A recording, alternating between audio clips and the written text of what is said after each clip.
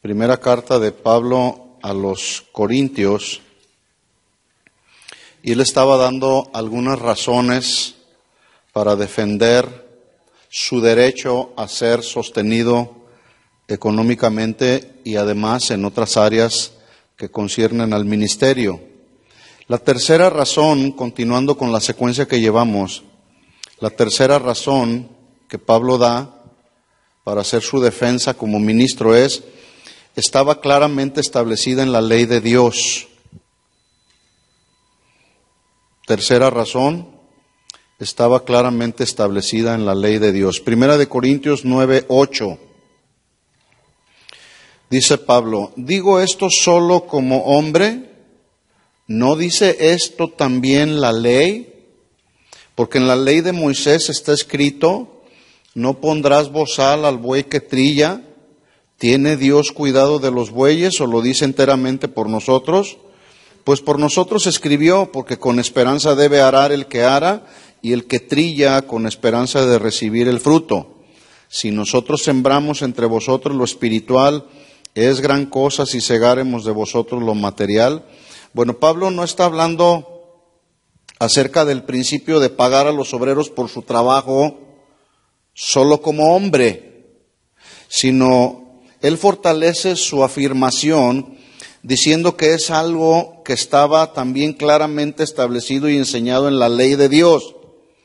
¿Qué es lo que decía la ley de Dios o la ley que Dios le dio a Moisés? En Deuteronomio 25:4 dice, no pondrás bozal al buey que trilla, la cual establecía que los animales, aún en sí mismo a los animales, se les permitía comer al mismo tiempo que estaban trabajando. Esta era una regla muy sabia, era una regla muy humana que quedó establecida como una ley, pero que simbolizaba para el animal como su paga.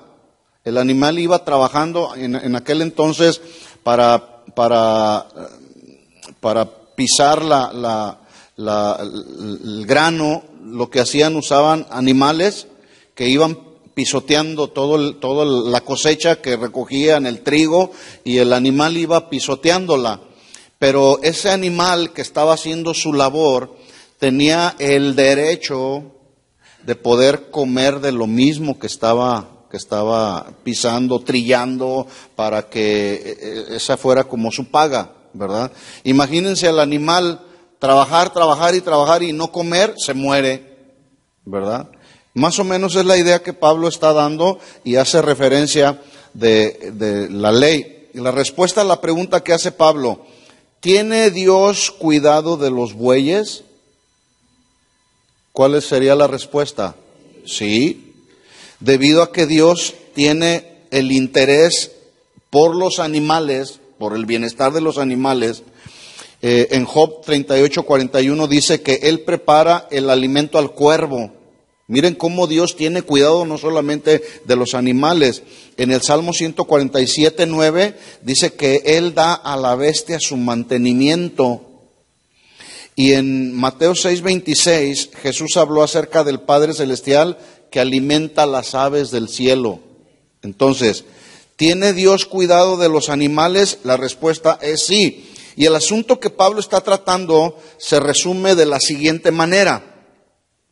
Si Dios tiene cuidado de los animales que sean remunerados por su trabajo, ¿cuánto más Dios está interesado en que sus ministros, sus siervos, que trabajan bien, que gobiernan bien, sean justamente recompensados por el trabajo que desarrollan en la obra?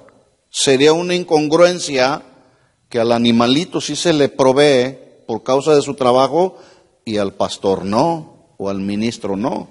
Entonces dice Pablo, 1 Corintios 9:9, ¿tiene Dios cuidado de los bueyes o lo dice enteramente por nosotros? Pues por nosotros escribió, porque con esperanza debe arar el que ara y el que trilla con esperanza de recibir el fruto. Pablo tenía entonces todo el derecho de aplicar este principio a su propia vida, debido a que si los hombres que trabajan son pagados por su trabajo, no hay duda que los que trabajan para la obra del Señor deben de ser recompensados por su labor. Por tanto, Pablo les escribe, si nosotros, versículo 11, si nosotros sembramos entre vosotros lo espiritual, ¿es gran cosa si segáremos de ustedes lo material? Bueno, Pablo había experimentado cómo la iglesia de Macedonia, la iglesia de los Filipenses, la iglesia de Tesalónica, la iglesia de Berea y otras habían apoyado económicamente de forma constante y continua no solamente a Pablo, sino ellos apoyaban también la labor misionera de Pablo, la labor como maestro que hizo Pablo, porque ellos sabían que Pablo lo hacía por amor, lo hacía con fidelidad, lo hacía con pasión. Así que la gente que veía a Pablo cómo trabajaba arduamente en la labor de la iglesia, no tenía ningún problema en ayudarle para sus necesidades. Por lo tanto, la voluntad de Dios es que seamos generosos. Escuchen esto, mis hermanos. Es que seamos generosos con quienes nos enseñan, con quienes nos pastorean. Es que seamos generosos con quienes son enviados como misioneros. Y Dios nos pide que, así como Él es generoso con nosotros, ¿es generoso Dios con nosotros? Sí. Así como Él es generoso con nosotros, también nosotros tenemos que ser generosos. ¿Sí? Cuando yo fui enviado como el primer misionero a otro país de nuestra congregación, nosotros teníamos ya un tiempo trabajando en la obra misionera, donde empezamos a desarrollar un trabajo misionero alrededor de la ciudad, luego a los alrededores del estado de Jalisco, luego en toda la República Mexicana, y nunca habíamos salido hasta en la labor misionera a otro país. Pero de repente surgió hace más de 13 años, surgió la inquietud y la necesidad de abrir una obra aquí en los Estados Unidos, específicamente aquí en California. Y bueno, Dios nos señaló a nosotros para venir, pero el pastor Chuy no nos llamó a mi esposa y a mí y nos dijo, pues miren, yo estoy sintiendo que ustedes son los misioneros que debemos de enviar a Estados Unidos, así que váyanse y que Dios los bendiga. Bueno, nos enviaron, pero escuchen esto, nos enviaron con un apoyo económico. Chuy no me dijo, pues allá que Dios te sostenga. Si Dios te llamó, pues que Dios te sostenga. No, estamos en una labor misionera, ¿sí? Nosotros les vamos a apoyar económicamente. Es decir, pesos mexicanos fueron invertidos en territorio americano. Anteriormente la tradición o lo que se veía era misioneros fueron enviados a México, fueron enviados a otros países también. De hecho, uno de nuestros mentores, el hermano Pablo, que por ahí ustedes escuchan que menciona a Chuy, él era un hombre americano que dio su vida para las misiones mexicanas. O sea, sus iglesias, él mismo invirtió en el país de México con su vida, con su dinero. Americanos invirtieron para que a través del ministerio que él desarrolló, que fue un ministerio a los indígenas, exclusivamente allá donde nadie iba a predicar, el hermano Pablo iba y predicaba por amor y al llamado de Dios, no por dinero. Bueno, nosotros somos el resultado de ese ministerio, ¿verdad? Y entonces cuando yo platicaba esto, algunos pastores aquí de Estados Unidos no la creían. ¿Cómo es posible de México? ¿Pesos mexicanos sosteniendo un pastor aquí en Estados Unidos? Sí. A nosotros nos sostuvieron por más de 7 años económicamente, hasta que la iglesia empezó a crecer, empezó a ser autosuficiente. Bueno, nosotros hemos entrado hace ya unos meses, a partir de 2 meses atrás, o 3 meses, hemos entrado en esa labor también misionera, donde parte del dinero que estamos recolectando a través de diezmos y ofrendas, lo estamos usando también para la labor misionera. ¿Cuál labor misionera? Bueno, la obra que se abrió en Oxnard, el pastor que está ahí encargado, él está de tiempo parcial ahorita sostenido, todavía él combina parte de su tiempo, la mitad de su tiempo en su trabajo y la otra mitad en la obra del Señor. Y ese dinero que ustedes fielmente han estado sembrando, estamos recogiendo una ofrenda mensual misionera, se está canalizando a esa labor. Pero también ese dinero se está canalizando a la labor que está haciendo el pastor Chuy Olivares en México y en otros países que a veces no tienen. Entonces, de ese dinero apoyamos la obra misionera, No sé si me estoy explicando. A lo mejor tú dirás, yo no puedo ir a Argentina, por ejemplo. Chuy me dice hace unos días atrás, me dice, mira, hace 2 años que no he podido ir a Argentina porque pues las finanzas no se nos han permitido, no nos han dado la oportunidad. Si tienen ustedes a bien apoyarnos para que yo haga ese viaje misionero, pues bueno. ¿Y qué creen que hicimos? Pues que Dios te bendiga. No, de lo que ustedes mismos han ofrendado y nosotros hemos ofrendado, le hemos apoyado para que compre sus boletos de avión y vaya a hacer una labor misionera argentina. Parte del trabajo que yo estoy haciendo ahora de salir a las misiones a donde estoy saliendo, pues también de ahí surge. Porque hay ocasiones en que hay grupos muy pequeños que están apenas desarrollándose, que no tienen para proveernos de los gastos que origina el ir a un lado o el ir al otro. Los boletos de avión no me los regalan, la gasolina no me la regalan, la comida no me la regalan. Hay que comer. ¿Tenemos derecho, sí o no? Bueno, a eso se estaba refiriendo Pablo. Y es necesario que nosotros les enseñemos esto para que ustedes amplíen el panorama. Déjenme decirles esto. Una iglesia que no siembra en la labor misionera se estanca y muere. ¿Sí? Así que tengamos esto en nuestra mente y en nuestro corazón, ¿sí? Cuando usted siente en su corazón dar para la obra misionera o para el sostenimiento de la obra, hay una obra que están empezando por allá también, ¿verdad? Jorge y South Bay, ¿verdad? Y bueno, hay un grupo allá, ¿sí? Que el día de mañana, en el tiempo del Señor, si Dios lo permite así, pues se va a abrir una congregación allá. ¿De dónde cree que se va a sostener? No, pues allá que Dios te bendiga, John. Que Dios te dé sabiduría, ¿verdad? No, pues de todo lo que todos damos, esta obra se está sosteniendo con el dinero de todos. No nos regalan la renta de aquí. ¿Ya sabían que se acaban de cambiar los de Glendale?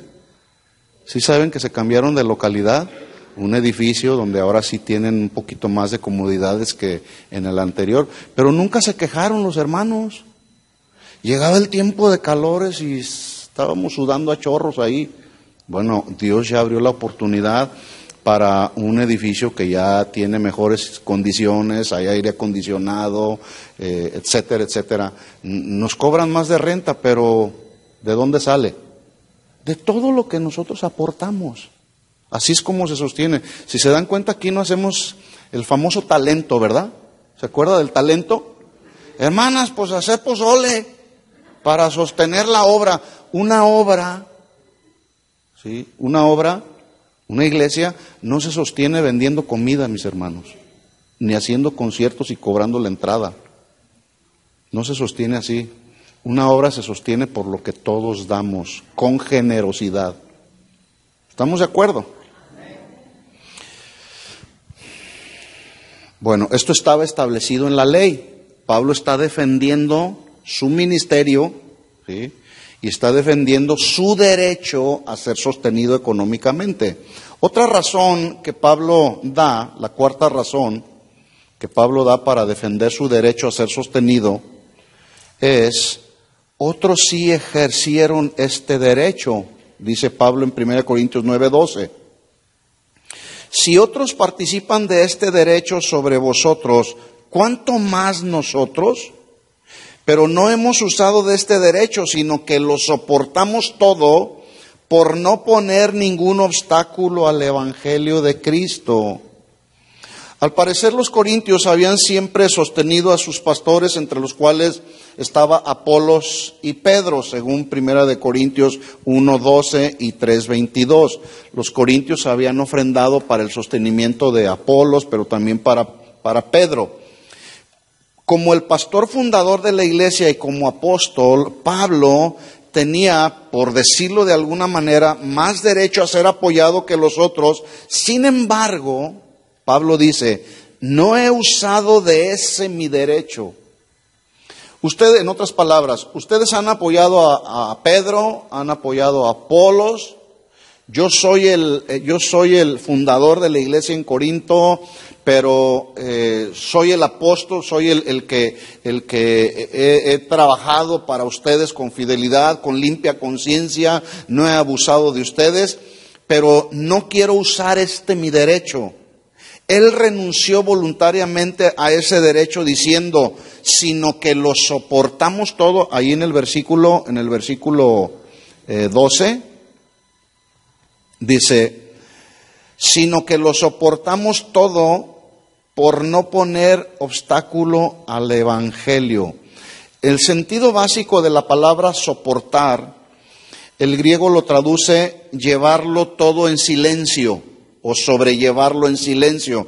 Cuando Pablo dice, sino que lo soportamos todo, en realidad la palabra original está diciendo, sino que buscamos sobrellevarlo en silencio. Esto significa que a lo largo de todo su ministerio desarrolló su trabajo ministerial sobrellevando todo sin queja alguna. Por lo tanto, su acostumbrada manera de vivir era conforme a lo que Jesús dijo cuando algunos lo querían seguir. Si alguno quiere venir en pos de mí, ¿qué dijo Jesús? Niéguese a sí mismo. Pablo lo vivía de esa manera, negándose a sí mismo. Entonces dice ahí, sino que lo soporto todo, es decir, sus necesidades las tenía, eran reales, pero no se quejaba. Hoy hay ministros tan quejumbrosos que no están contentos con lo que tienen. Y tienen y quieren tener más. Y tienen más y quieren tener más. ¿Sí? Pablo dice, sino que lo soportamos todo, sobrellevo mis necesidades sin queja alguna, por el contrario, desarrollando un contentamiento en el alma, ¿verdad? ¿Qué significa la expresión para no poner ningún obstáculo al evangelio de Cristo? Que los ministros no debemos recibir pago por nuestro trabajo y labor en la obra de Dios para no ponerle obstáculo al evangelio. ¿Eso significará? La respuesta es no. Pablo voluntariamente renunció a su derecho porque no quería que los recién convertidos u otros convertidos ya maduros tuvieran razones para pensar que él predicaba el evangelio por amor al dinero o para vivir de una manera fácil o egoísta. No, es que Pablo, ya hizo del ministerio su estilo de vida. No, la gente a la cual Pablo ministraba veían que Pablo trabajaba, pero él decidió voluntariamente renunciar a ser sostenido, él mismo trabajaba. ¿Qué hacía Pablo como oficio principal? Construía tiendas y las vendía y de eso vivía. Pero esta fue una decisión personal. Es sabio que cuando surge una nueva obra, los obreros sean capaces de sostenerse a sí mismos o que sean sostenidos por los hermanos a través de ofrendas misioneras, como lo acabo de mencionar, hasta que este grupo de creyentes de la nueva obra estén bien establecidos y sean capaces de ser autosuficientes en el área financiera. Al principio, pues se tiene que empezar de alguna manera. Si yo no hubiera tenido la oportunidad de haber sido sostenido por mi congregación en México, hubiera tenido que venir a meterme a trabajar en una fábrica o de pintor o de constructor, qué sé yo, pero tuve la bendición de tener un apoyo económico para poder tener todo mi 100% dedicado a la obra. Y hasta la fecha, tenemos ya años trabajando de tiempo completo y nunca, escuchen esto, nos ha faltado nada. Y cuando nos ha faltado, Dios ha sido fiel y nos ha suplido todo, porque Él es fiel y además la obra es de Él. Seguimos adelante, quinta razón, estamos casi terminando. La otra razón que Pablo da para defender su ministerio y para defender su derecho a ser sostenido económicamente es que es un principio universal establecido. Quinta razón, es un principio universal. Primera de Corintios 9:13.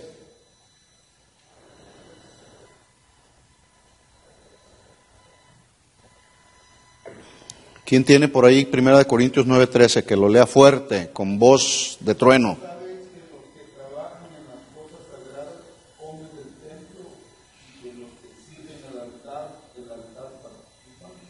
La quinta razón que Pablo da para ser sostenido económicamente por la iglesia, a la que sirve con amor, con limpia conciencia, es que esa había sido la pauta o el principio universal desde la fundación del sacerdocio en Israel.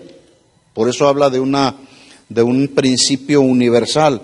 Los sacerdotes que trabajaban en las cosas sagradas eran sostenidos en aquel tiempo ¿a través de qué? ¿De la comida? Es decir, ¿a través de la venta de comida? No. Los sacerdotes del Antiguo Testamento eran sostenidos a través de lo que la gente diezmaba, de las cosechas, de los animales, así también por medio de los animales que el pueblo llevaba al altar para ofrecérselos a Dios, ¿sí? Se recomienda que lean y estudien Números capítulo 18. Todo el capítulo 18 habla justamente del sostenimiento de los sacerdotes y levitas. Les leo 2 versículos nada más, de ahí de Números 18, 20 y 21. Números 18, 20 y 21. Y Jehová dijo a Aarón, ¿quién era Aarón? El sacerdote y sus hijos. De la tierra de ellos no tendrás heredad. Recuerden que eran 12 tribus. A 11 tribus se les dio por herencia terrenos, tierras, ¿sí?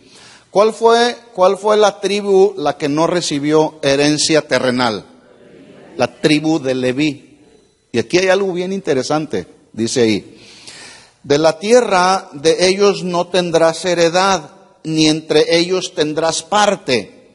Yo soy tu parte y tu heredad en medio de los hijos de Israel, dice el Señor. Yo quiero esa heredad. En otras palabras, a mí el que me sostiene es Dios. De lo que ustedes traen, de lo que el pueblo llevaba al templo, ¿sí? Llevaban las primicias, llevaban los diezmos. ¿A dónde lo llevaban? ¿Se los llevaban a Aarón? No, los llevaban al templo, ¿sí? Y se los ofrecían a Dios. Y como Dios era la parte del sacerdote y de los levitas, Dios era su heredad, Dios tuvo a bien participar con los sacerdotes y levitas de lo que el pueblo traía. ¿Quién suplía las necesidades del sacerdote y los levitas? Dios. ¿Sí?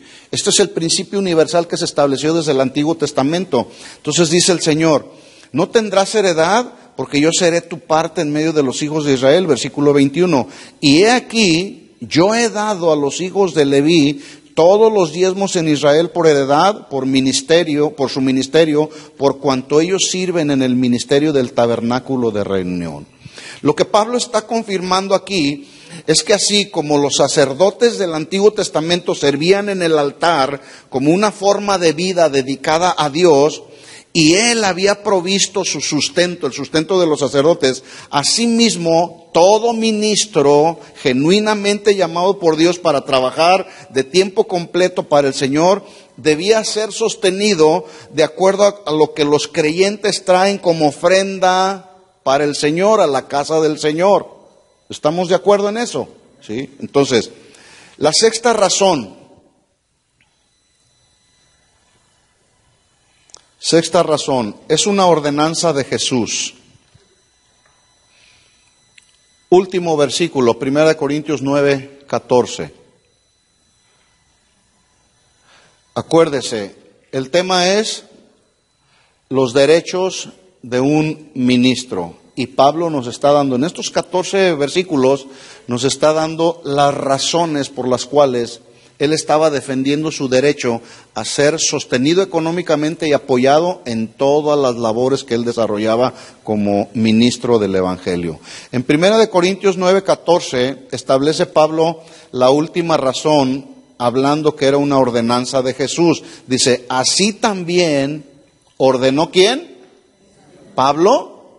No, ordenó el Señor a los que anuncian el Evangelio que vivan del Evangelio. Finalmente, entonces, esta última razón que Pablo ofrece y con la cual ratifica categóricamente su derecho a recibir el apoyo, es que el Señor estaba respaldando su derecho, el principio del Antiguo Testamento, Jesús lo está avalando en el Nuevo Testamento. Esto significa que tanto en la ley de Dios como el mismo Hijo de Dios enseñan que los ministros de Dios deben de ser sostenidos económicamente por su dedicación a la obra del Señor. En otras palabras, la enseñanza del Antiguo Testamento está respaldada y ratificada en el Nuevo Testamento a través de Jesús. ¿Estamos claros? ¿Sí? Es que los diezmos son del Antiguo Testamento. Sí, estamos de acuerdo. Vivimos en la gracia en el Nuevo Testamento, pero eso no significa que no debemos dar, ¿verdad? La gracia en el Antiguo Testamento se daba el diezmo, se apartaba la 10ª parte, eso era la ley, ¿verdad? Pero en el Nuevo Testamento la gracia lo da todo. ¿Qué quieres dar, todo o el diezmo?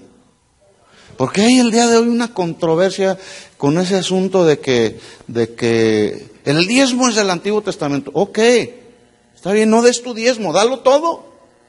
Entonces ahí ya la gente ya no le gusta, ¿verdad? Entonces dan su diezmo. Déjeme decirle, en el Antiguo Testamento los israelitas y hasta la fecha, los judíos que son, esto lo tienen ya hasta como por herencia, ¿sí? Ellos saben dar, saben sembrar, porque les fue sembrada este principio, ¿verdad?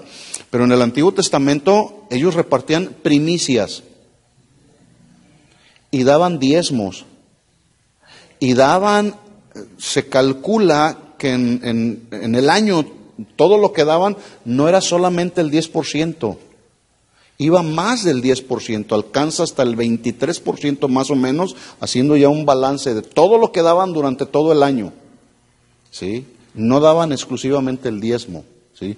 ¿Para qué se usaba en el Antiguo Testamento lo que la gente traía como ofrendas, como diezmos?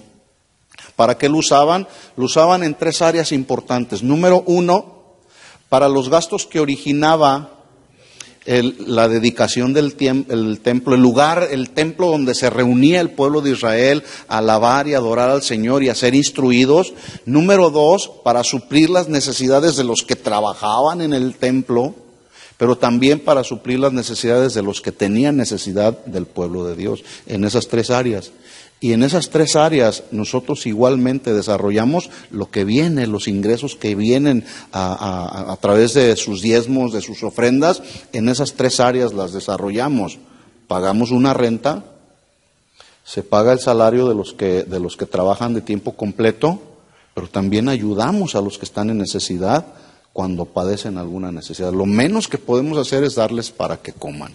Bueno, el Señor manda entonces a sus seguidores y verdaderos discípulos. ¿Cuántos verdaderos discípulos hay aquí? Bueno, este es un mandamiento del Señor, ¿sí? Que los que somos verdaderos discípulos sostengamos a quienes nos ministran y que gobiernan bien con la palabra. Yo no tengo influencias con el Señor, También yo doy mis diezmos y mis ofrendas para los que no sabían. Es que también nosotros no tenemos influencias con el Señor. Porque la ley es nomás para la iglesia, o los principios de la Biblia son nada más para la iglesia, o también para los ministros. Para todos tenemos responsabilidades. Entonces termino con estos versículos que ya leí, 1 Timoteo 5:17. Los ancianos que gobiernen bien sean tenidos por dignos de doble honor, mayormente los que trabajan en predicar y enseñar. El que es, Gálatas 6:6, el que es enseñado en la palabra, haga partícipe de toda cosa buena al que lo instruye. Entonces, el apóstol Pablo tenía el derecho y así lo defendió a través de estas 6 razones. Soy un apóstol genuinamente llamado por Dios, es una costumbre justa, legítima pagar al obrero, es digno de su salario, está claramente establecido en la ley. Otros ejercen este derecho. Si otros ejercen este derecho, decía Pablo, yo, ¿por qué no? Sin embargo, él renunció voluntariamente. Es un principio universal desde la fundación del sacerdocio. Y finalmente, Pablo ratifica su defensa diciendo, no solamente lo dice el Antiguo Testamento, también lo ordenó el Señor, que los que trabajan en el altar se sirvan del altar. Estos son los derechos de un ministro, pero Pablo renunció voluntariamente a ellos. Esto no significa que un ministro no debe de ser sostenido. Dios lo guió así a Pablo. ¿verdad? Yo conozco ministros que Dios los ha guiado así. No, por alguna circunstancia, ellos son autosuficientes económicamente, no tienen necesidad que el pueblo los sostenga. Pero el principio es, un ministro debe de ser sostenido por la misma iglesia. Estos son los derechos de un ministro. ¿Se entendió la clase? Bueno, ok, entonces hasta aquí vamos a dejarlo.